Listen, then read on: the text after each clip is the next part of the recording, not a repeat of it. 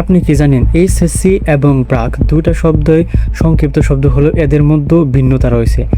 আমাদের মধ্যে আমরা অনেকে আছি যারা আসলে সংক্ষিপ্ত শব্দের যে একটা নিয়ম আছে সেটা জানি না।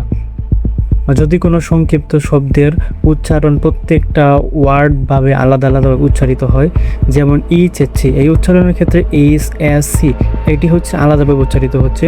এ ধরনের যে সকল ওয়ার্ড উচ্চারিত হয় সেগুলোকে ইনিশিয়ালিজম বলা হয়।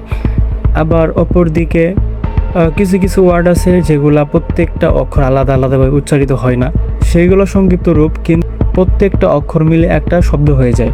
যেমন ব্রাক, BRAC।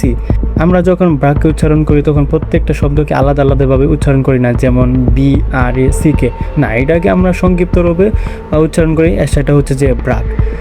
আপনারা দেখে থাকবেন যে এরকম আরও অনেক শব্দ আছে যেগুলার সংক্ষিপ্ত রূপ কিন্তু আমরা একসাথে উচ্চারণ করি।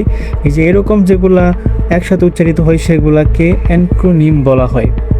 যদি এক কথায় বলি, যে সকল সংক্ষিপ্ত রূপকে ভেঙে ভেঙে উচ্চারণ করি সেগুলোকে ইনিশিয়ালিজম বলে, আবার যে সকল সংক্ষিপ্ত রূপকে একসাথে উচ্চারণ করি সেগুলোকে অ্যাক্রোনিম বলে।